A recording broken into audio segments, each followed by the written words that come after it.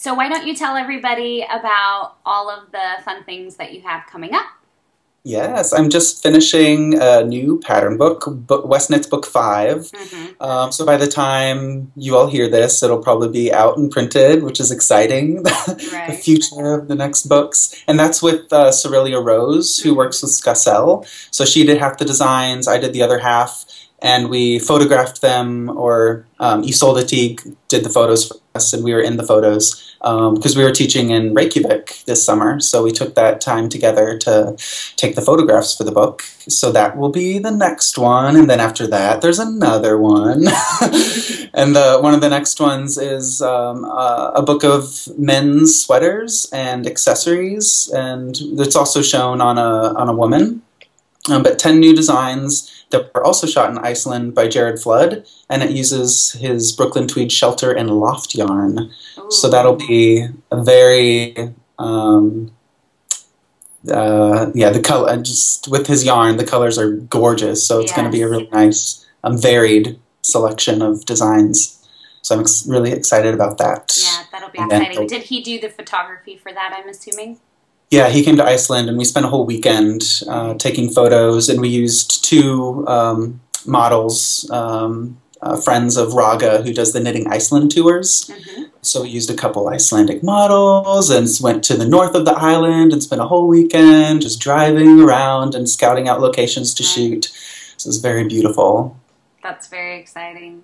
Yeah. I love, obviously your designs are beautiful, and you tend to focus on accessories, but I think you have a couple of maybe vests or pieces that are going to be in it that'll be Yeah, in book 5 actual with garments. Cerelia, she did a sweater and I did a vest, like a Yeah. really drapey, simple vest. And there'll be 2 vests and 2 sweaters in the Brooklyn Tweed collection. And then I'm working on another sweater right now. So yeah, I need more sweaters because I store all my knits together, and then I have these 2 giant shawl scarf shelves, and then this little sweater Little sweater shelf.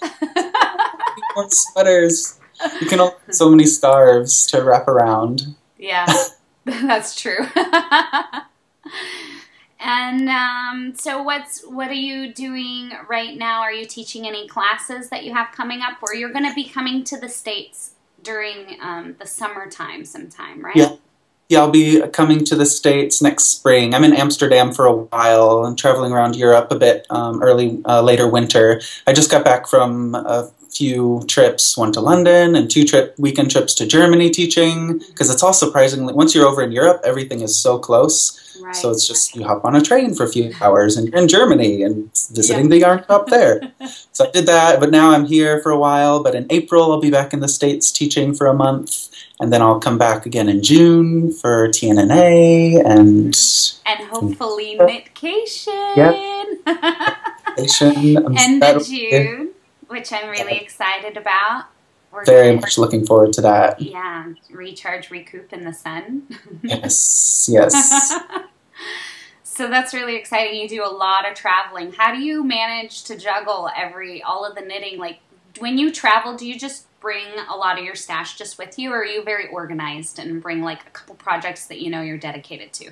Yeah, I used to bring like lots of things because I never wanted to run out of things to knit, but I visit yarn shops, so I'll never run out of needles and yarn. So I've got better about just taking 1 or 2 things I really love working on for a long trip, but then I always get inspired by a new yarn that I see and by things in the yarn shop. So yeah, I only bring a couple things when I travel, and then I acquire. Yeah, acquire things as you're there. Yeah. That's kind of fun. Yeah. That's neat. You recently released the Knitty issue just came out, and so you have a shawl pattern in that, which I saw the shawl before it came out in Mexico. It was gorgeous. It was actually one of my favorite pieces that you have. Can you talk a little bit about that one? It's called, is it Metal Louse?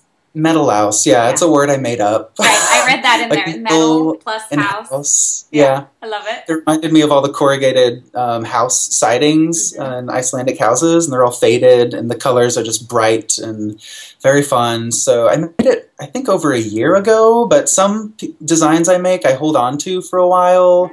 Either I make them and I didn't write down everything, or I'm just not, like, I maybe want to change it later. But this was one that I didn't write down, so I had to figure out what I did. I finally picked it back up and wrote it out and sent it to Knitty.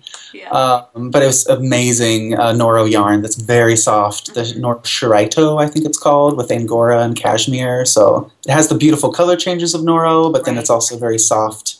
Sometimes some of the Noro yarns are a little scratchy. They're depends. More crunchy wool. This one, you get the best of everything. That's awesome. That's very cool. Yeah, it's a beautiful, the color mix, the bright with the neutral and the slip stitches. You're really great at that. I mean, what can we say? Love slip stitches, love colors, yeah. Yeah, that's exactly it. So what's on your needles right now?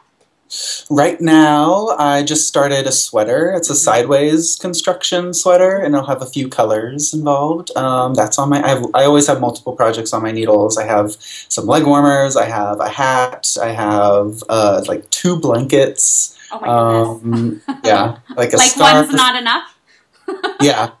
One blanket apparently is not enough. I don't know. With large projects like sweaters and blankets, I love planning them and starting them, and I eventually finish them, but it takes a while.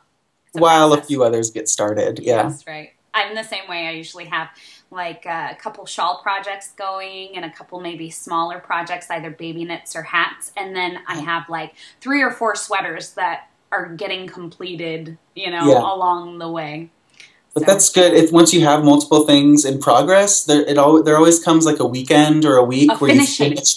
I know. Those are the best. I feel so accomplished when I do those. It's like spring cleaning for the knitting. Yeah, it's like one day you finish this, the next day you finish a sweater, the next day you finish a blanket. It's like, oh! I thought I was the only one. Yeah. That's a lot of fun.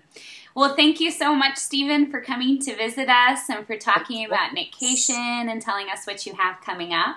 This giveaway is going to be the remaining. We had some swag bags left over from our September Knitcation, and there's beautiful stuff in there. And so I'll take a picture of all of the beautiful yarns and the vendors and sponsors that, not vendors, but sponsors that we had that donated to that, so people can have a little bit of Knitcation in their life.